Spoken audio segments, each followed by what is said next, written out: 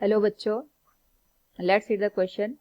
Two large thin metal plates are parallel and close to each other. On their inner faces, the plate have surface charge densities of opposite signs and of magnitude 17 into 10 raised to power minus 22 coulomb per meter square. What is E?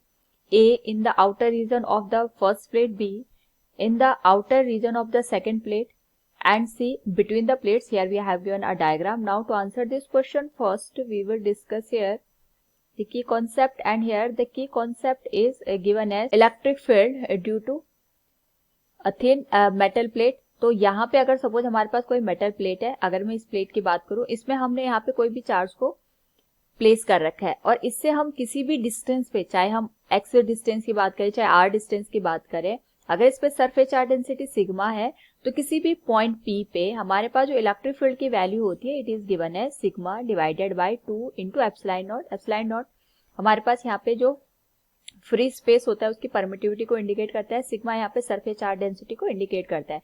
यहाँ पे हमें एक और बात ध्यान रखनी पड़ेगी कि कहाँ पे हमें इलेक्ट्रिक फील्ड निकालना है. उस पर्टिकुलर पॉइंट की जो डिस्टेंस होती है फ्रॉम द प्लेट वो यहाँ पे मैटर नहीं करती है. तो क्वेश्चन में यहाँ पे हमारे पास दो सरफेस चार्जेस दे रखे हैं, एक का साइन पॉजिटिव है दूसरे का नेगेटिव है. हमें बेसिकली 3 पार्ट में इस क्वेश्चन का आंसर करना है. तो फर्स्ट, सेकंड और थर्ड पार्ट में यहाँ पे हमें ये बताना है कि इलेक्ट्रिक फील्ड कहाँ पे होगा. तो जो फर्स्ट पार्ट है in the outer region of the first plate, second में हमें outer region of the second plate और थर्ड में बिटवीन द प्लेट्स. तो सबसे पहले अगर हम यहाँ पे इलेक्ट्रिक फील्ड की बात करें तो जो पॉजिटिव चार्ज होता है उसकी वजह से यहाँ पे जो भी चार्ज गिवन होता है उस चार्ज से आउटवर्ड डायरेक्शन में हमारे पास इलेक्ट्रिक फील्ड की डायरेक्शन होती है. और नेगेटिव चार्ज के लिए हमारे पास यहाँ पे जहां पे भी हमें इलेक्ट्रिक फील्ड निकालना होता है उस पर्टिकुलर पॉइंट से और जहां पे भी चार्ज गिवन होता है तो चार्ज से उस पर्टिकुलर पॉइंट के रिस्पेक्ट में हमारे पास जो डायरेक्शन होती है वो इनवर्ड होती है. जैसे इस केस में सपोज हमें पी पॉइंट पे इलेक्ट्रिक फील्ड निकालना था और ये पॉजिटिव चार्ज है तो पॉजिटिव चार्ज से आउटवर्ड होगी, और नेगेटिव चार्ज के केस में यहाँ पे गिवन पॉइंट से इनवर्ड हमें यहाँ पे इलेक्ट्रिक फील्ड देखने को मिलेगा. जैसे यहाँ पे फर्स्ट पार्ट में अगर मैं बात करूँ यहाँ पे इस किसी पॉइंट पे हम देख सकते हैं क्योंकि डिस्टेंस का यहाँ पे कोई भी इफेक्ट नहीं पड़ेगा. तो ये पॉजिटिव चार्ज है, पॉजिटिव चार्ज से जो इलेक्ट्रिक फील्ड की डायरेक्शन होगी वो हमारे पास आउटवर्ड होगी. इसको मैंने E1 से इंडिकेट कर लिया. अब ये नेगेटिव हमारे पास यहाँ पे चार्ज है, इस नेगेटिव चार्ज की वजह से अगर मैं इसी पर्टिकुलर पॉइंट पे बात करूं तो हमारे पास जो इलेक्ट्रिक फील्ड होगा इस पॉइंट से इनवर्ड होगा, यानी इस प्लेट की ओर होगा.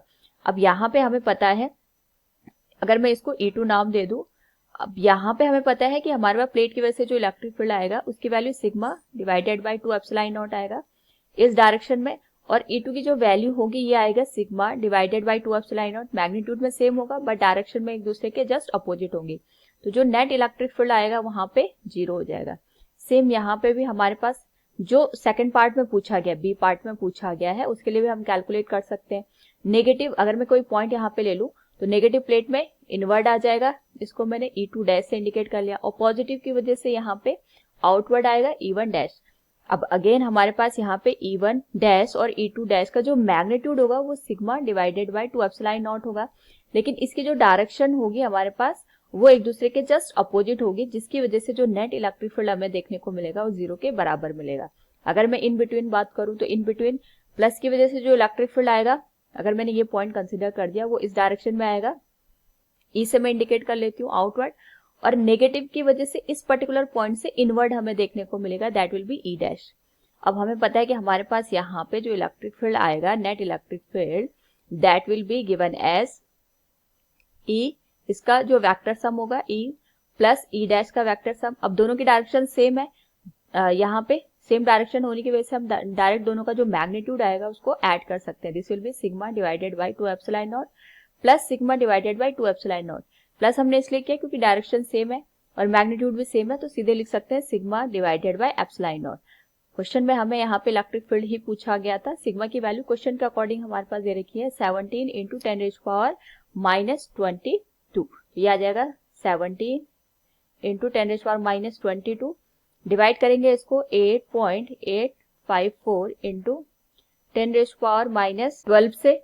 सॉल्व करें अगर हम इसको तो पावर आ जाएगी हमारे पास यहाँ पे -10, और 17 को अगर मैं यहाँ पे 8.854 से डिवाइड कर दूं तो वैल्यू आ जाएगी 1.92 के बराबर, जिसको अप्रोक्सीमेट 1.9 में यहाँ पे लिख सकती हूँ पर कूलम. तो अगर हम यहाँ पे नेट इलेक्ट्रिक फील्ड की बात करें, पार्ट सी में पूछा गया था हमसे, that will be given as 1.9 into 10⁻⁻10 newton per coulomb. So from the given question we can say here electric field in the outer region and in between in outer region of the first and second plate will be 0. इसका answer भी 0 आएगा, इसका भी 0 आएगा, और जो between the plates है इसका आंसर आएगा 1.9 into 10⁻⁻10 newton per coulomb. Hope all you understood it. Thank you and best of luck.